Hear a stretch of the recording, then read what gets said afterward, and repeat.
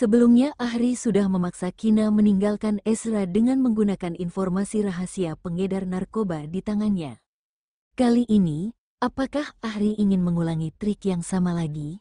Setelah memikirkannya, Kina tersenyum dengan polos dan tidak panik pada Ahri. Kalau begitu aku akan menunggu dan melihat. Setelah berbicara, Judith terus mendorong kursi roda untuk membawa Kina kembali ke ruang pasien. Ahri berdiri di tempat asal, wajah menunjukkan ekspresi kejam, melihat punggung Kina yang berjalan pergi dengan sedikit menyipitkan sepasang mata yang dingin dan indah. Jari tangan menusuk telapak tangan dengan kuat. Sebelumnya Ahri sudah bersikap baik, karena berpikir perut Kina sedang mengandung anak milik Kak Ezra. Ahri baru berhati lembut untuk melepaskan nyawa Kina, tidak menyangka bahwa ini merupakan kesalahan yang besar. Sekarang Kak Ezra sangat melindungi Kina, sehingga Ahri tidak memiliki kesempatan untuk bertindak. Ahri datang ke rumah sakit kali ini, karena menyadari bahwa ada gangguan yang muncul di gelombang radio saat Kina menelepon dengan Sana di pagi hari. Ahri merasa sedikit tidak tenang, sehingga mengambil risiko untuk datang ke rumah sakit. Begitu melihat bahwa Kak Ezra tidak ada di rumah sakit, hati Ahri sudah merasa sedikit tenang. Setelah kembali ke bangsal, Kina tenggelam ke dalam pikiran. Saat menghadapi perkataan yang dikatakan oleh Ahri, Kina tidak bisa memastikan seberapa akuratnya perkataan Ahri. Oleh karena ini, Kina tidak bimbang dalam waktu yang lama. Kina berencana untuk membicarakan masalah ini kepada Ezra setelah Ezra pulang. Nyonya muda kedua, apakah Anda ingin memberitahukan masalah ini kepada Tuan muda kedua? Judith meminta pendapat Kina. Kina menggelengkan kepalanya. Lebih baik jangan mengganggunya dulu. Setelah Ezra menyelesaikan pekerjaannya di markas, aku baru memberitahukan Ezra secara pribadi setelah Ezra pulang. Ezra sudah cuti hampir 10 hari. Pasti ada banyak pekerjaan yang harus diurus oleh Ezra. Kemudian Ezra sudah kembali ke markas 2 kali hari ini. Itu menunjukkan bahwa hal-hal yang perlu ditangani oleh Ezra secara pribadi pasti sangat penting. Kina tidak ingin mengganggu pekerjaan Ezra saat ini. Kina berpikir bahwa kondisi tubuh dirinya sendiri sudah jauh membaik. Lain hari mencari waktu untuk bertanya pada dokter, lihat apakah bisa pulang ke rumah untuk memulihkan diri atau tidak. Jika bisa, Kina akan mengikut Ezra kembali ke markas. Ini tidak akan membuat Ezra melakukan perjalanan bolak-balik lagi. Terutama jika tebakan Kina dan Ezra tidak salah. Masih ada 20 hari lagi. Organisasi pengedar narkoba itu akan mengirim sejumlah besar narkoba ke kota melalui dermaga terbesar di kota Leicester. Kemudian Ezra memiliki banyak pekerjaan yang harus disiapkan. Kina tidak ingin menjadi hambatan untuk Ezra. Baik, setelah menjawab dengan dingin, Judith tidak berbicara lagi. Hingga pukul lebih dari 5 sore, Kina menerima panggilan masuk dari Ezra, mengatakan bahwa Ezra mungkin akan sibuk sampai malam baru bisa pergi ke rumah sakit. Kina tidak perlu menunggu Ezra untuk makan malam bersama. Ezra juga memerintahkan Judith untuk menyiapkan makan malam untuk Kina. Setelah berpikir sejenak, Judith menelepon Ezra untuk meminta kepada Ezra untuk memanggil 2 penjaga rahasia untuk menjaga Kina. Judith akan pergi keluar untuk membeli makan malam. Namun ditolak oleh Ezra. Maksud dari Ezra adalah Ezra ingin Judith selalu melindungi Kina. Hal yang berkaitan dengan makan malam, bangsal VIP memiliki 1 kamar tidur, 1 kamar mandi dan 1 ruang tamu. Kemudian masih ada sedikit bahan masak di kulkas. Ezra menyuruh Judith membuat makan malam yang sederhana untuk Kina. Judith tidak boleh meninggalkan Kina sendirian. Nyonya muda kedua, aku akan pergi ke dapur untuk membuat makan malam untuk Anda. Jika Anda membutuhkan sesuatu, Anda memanggil aku saja. Judith, kamu masih bisa masak? Kina sedikit terkejut. Kina mengira bahwa Judith hanyalah penjaga rahasia. Sebelumnya Judith sibuk melakukan pelatihan dan melaksanakan perintah dari majikan. Judith sama sekali tidak mempunyai waktu untuk belajar memasak. Iya, Judith menjawab dengan nada dingin, lalu berbalik badan dan berjalan ke dapur. Memasak hanyalah salah satu keahlian yang paling dasar bagi mereka yang merupakan penjaga rahasia. Pelatihan mereka sebelum menjadi penjaga rahasia jauh lebih kejam dibandingkan dengan pelatihan tentara lainnya. Pelatihan tentara dilakukan dalam kondisi menjamin kehidupan mereka, sedangkan pelatihan penjaga rahasia harus mengertakkan gigi untuk selamat dari pelatihan atau mati di dalam pelatihan. Tidak ada pilihan ketiga yang bisa dijalankan oleh mereka. Sekitar 40 menit kemudian, 3 lauk dan 1 sup disajikan dengan sempurna. Setelah Judith membantu untuk menyajikan nasi, Kina mengundang Judith. "Judith, kamu duduk untuk makan bersama denganku saja." "Tidak perlu," Judith menolak dengan nada dingin. Majikan dan bawahan tidak diperbolehkan makan bersama. Identitas yang sebagai bawahan tidak diperbolehkan untuk makan bersama dengan majikan. "Kamu memasak begitu banyak hidangan, aku tidak bisa menghabiskannya sendirian," kata Kina lagi. Kina merasa sedikit kasihan dengan Judith. Kina ingin memperlakukan Judith lebih baik. Gadis yang lain berdandan dengan cantik, kemudian Judith yang merupakan penjaga rahasia malah harus berpakaian hitam yang ketat, tidak berdandan, rambut harus diikat. Begitu dipanggil oleh majikan, tidak peduli di mana dan apa yang sedang dilakukan, mereka harus muncul di depan majikan secepat mungkin. Selamanya seperti robot yang tidak memiliki perasaan, melaksanakan perintah apapun dari majikan tanpa syarat. "Nyonya muda kedua tidak perlu mengkhawatirkan masalah ini. Aku akan menanganinya jika Anda tidak bisa menghabiskannya." Judith tetap menolak. "Kalau begitu aku memerintah kamu untuk makan bersama denganku." Majikan dan bawahan tidak diperbolehkan untuk makan bersama. Ini merupakan aturannya. Jika Nyonya muda kedua ingin melihat saya dihukum oleh Tuan muda kedua. Meski Nyonya muda kedua juga merupakan majikannya, tapi orang yang sebenarnya membuat Judith mendengar perintah adalah Tuan muda kedua. Kina tidak menyangka bahwa dirinya sendiri hanya ingin menyuruh Judith untuk makan bersama dengannya. Judith juga akan dihukum oleh pria itu. Oleh karena itu, Kina hanya bisa menyerah setelah makan malam. Kina menonton TV sebentar, kemudian membaca buku, hingga sudah pukul 9 lewat. Kina masih belum melihat Ezra datang ke rumah sakit. Setelah menunggu sebentar lagi, Kina tidak menerima panggilan masuk dari Ezra. Kina menebak bahwa Ezra seharusnya masih sibuk bekerja. Kemudian menyuruh Judith menyiapkan air mandi untuknya. Jika Ezra masih belum pulang setelah Kina selesai mandi, kamu memberitahukan Ezra untuk tidak perlu bolak-balik lagi, dan langsung beristirahat di markas saja. Judith menyiapkan air mandi untuk Kina. Setelah memapah Kina untuk masuk ke kamar mandi dengan aman, Judith langsung berjalan keluar. Tuan muda kedua. Begitu melihat majikannya sudah pulang, Judith berkata dengan nada yang dingin dan hormat, "Nyonya muda kedua baru saja berjalan masuk untuk mandi." Ezra menjawab dengan nada dingin, kemudian berjalan menuju kamar mandi dengan langkah yang stabil dan elegan. Ezra berdiri di depan pintu kamar mandi dan mengetuk pintu. Di dalam kamar mandi, Kina yang berbaring di bak mandi mengira bahwa orang yang ada di luar adalah Judith, jadi Kina langsung berkata, "Judith, ada apa?" Pintunya tidak dikunci. Mata Ezra sedikit melompat, memutarkan pegangan pintu, mendorong pintu dan berjalan masuk. Setelah mendengar suara pintu dibuka, Kina perlahan-lahan menoleh dan melihat Ezra. Kina ketakutan hingga segera menutupi dadanya dengan menggunakan sepasang tangan, kemudian menenggelamkan badannya ke dalam air. "Ezra, bagaimana kamu bisa masuk ke sini? Keluar," Kina berkata dengan meninggikan suaranya dan wajahnya memerah. Kenapa Judith tidak memberitahu Kina bahwa Ezra sudah pulang? "Bagaimana aku bisa masuk?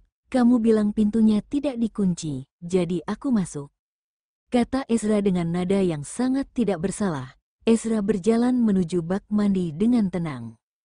"Kamu?" Kina menyadari bahwa Ezra sudah mengganti pakaiannya, jadi Kina berkata, "Kamu seharusnya sudah mandi di markas. Kenapa kamu masih masuk ke sini lagi? Cepat keluar sekarang. Aku sudah mandi di markas." Ezra mengangguk dan mengakuinya. Tubuh Ezra terciprat oleh darah. Tentu saja harus mandi dulu baru bisa pulang untuk menemui Kina. "Kalau begitu kamu masih tidak mau keluar," Kina mendongak dan memelototi Ezra yang sudah berdiri di depannya. Tidak bisa keluar. Aku masuk ke sini untuk melayani istriku. Ezra menanggapi perkataannya tanpa ragu-ragu. Kina sama sekali tidak menggunakan sabun mandi yang biasa dia gunakan. Sebaliknya menggunakan sabun mandi yang khusus untuk wanita hamil. Hanya ada sedikit busa yang sangat kecil yang mengambang di atas air. Sangat mudah melihat tubuhnya yang terbenam di dalam air dengan jelas. Kina bisa merasakan pandangan Ezra yang panas sedang jatuh pada tubuhnya, kemudian menatapnya dengan tatapan kurang ajar. Ezra, kamu melihatku lagi. Aku. Kina menahan diri hingga wajahnya memerah. Dilihat seperti ini oleh Ezra, Kina bahkan tidak bisa berbicara dengan jelas. Apa yang ingin kamu lakukan padaku? Bisakah kamu membuatku menjadi buta? Sudut bibir Ezra mengeluarkan sedikit senyuman yang sangat polos. Ezra duduk di tepi bak mandi. Aha, apa yang ingin dia lakukan? Di dalam bak mandi yang sedang, Kina tidak bisa melarikan diri. Yang bisa dilakukan oleh Kina adalah berusaha untuk mencoba menyembunyikan bagian tubuhnya yang lebih privasi. Jangan mengeksposnya di depan Ezra. Bajingan, jangan melihat lagi. Kalau tidak aku akan. Tatapan Ezra terlalu kurang ajar. Kina yang tidak bisa menahan diri lagi menutupi dadanya dengan menggunakan satu tangan. Kemudian satu tangannya lagi mengulurkan dua jari tangan ke arah Ezra. Kina mengancam, hati-hati aku menusuk kamu hingga menjadi buta. Begitu melihat payudara Kina yang membesar karena hamil, tangan Kina yang putih dan lembut sama sekali tidak bisa menutupi payudaranya. Jakun Ezra bergerak beberapa kali, tatapan juga menjadi sedikit gelap. Selama kamu merasa senang, tidak masalah jika menusukku hingga buta. Sudut bibir Ezra terangkat dan membentuk senyuman yang penuh dengan makna. Ezra perlahan-lahan berkata, kalau begitu, kedepannya aku hanya bisa menggunakan tangan untuk menyentuh. Karena perkataan yang dikatakan oleh Ezra, Kina yang tiba-tiba menyadari payudaranya sudah terekspos segera menarik kembali tangannya. Kina meletakkannya kembali tangannya di depan dada, kemudian menekukkan sepasang kakinya. Kina menunjukkan penampilan yang kasihan, kemudian menatap Ezra dengan tatapan tidak sabar. Ezra, jika kamu tidak keluar lagi, air di dalam bak mandi akan menjadi dingin, aku akan kedinginan. Siapa yang akan tahu bahwa penampilan Kina yang lemah seperti ini lebih membangkitkan keinginan Ezra, membuat Ezra tidak tahan lagi dan ingin menggertak Kina sepanjang malam. Tapi Ezra menarik napas dalam, menurunkan kelopak mata dan melirik areanya yang sudah tegang.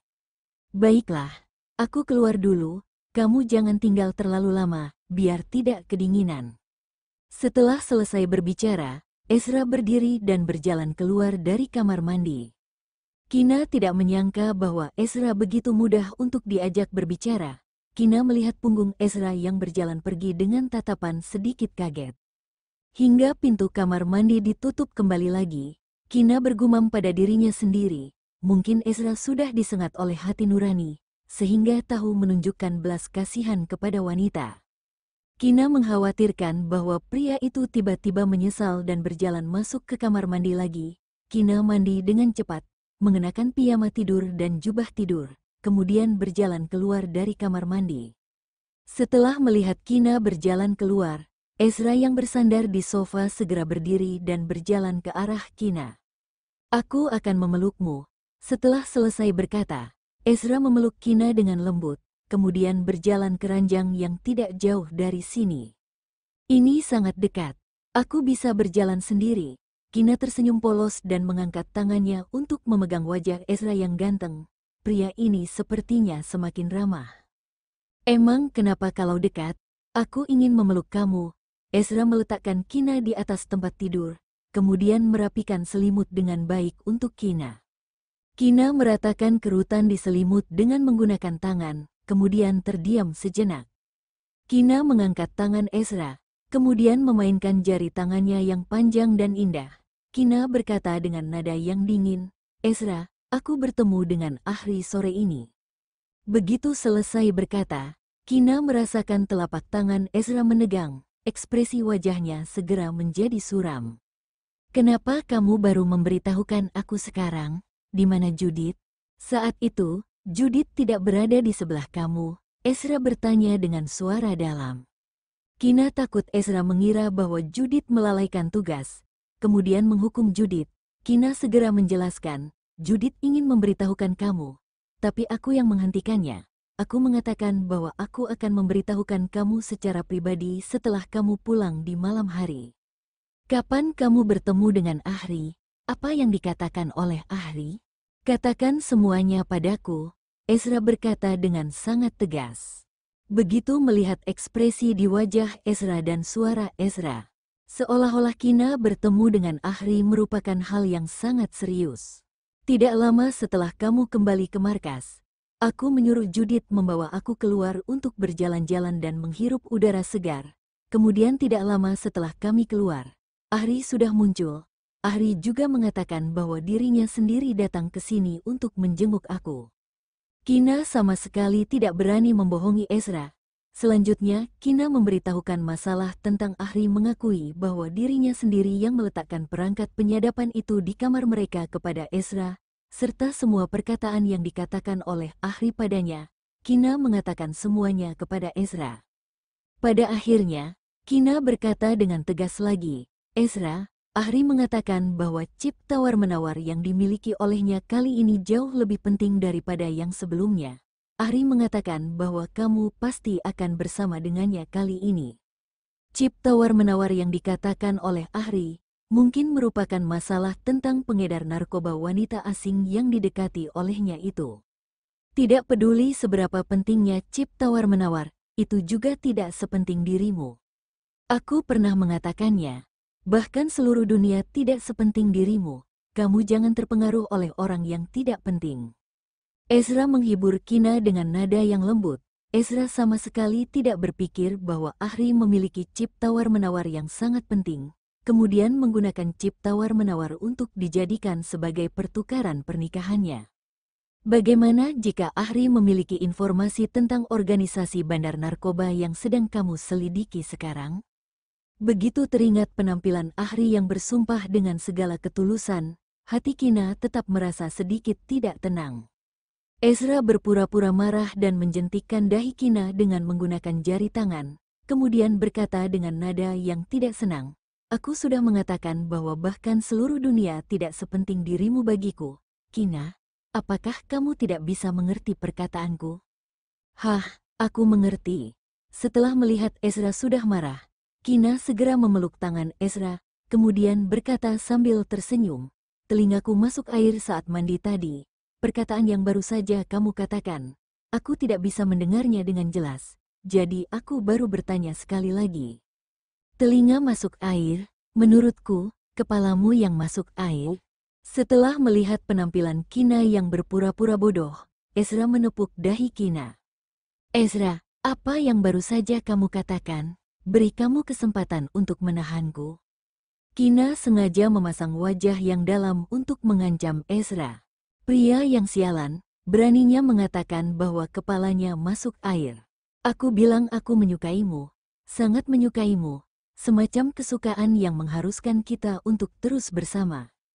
Ezra berkata dengan suara rendah dan lembut, menundukkan kepala dan mencium bibir Kina dengan lembut.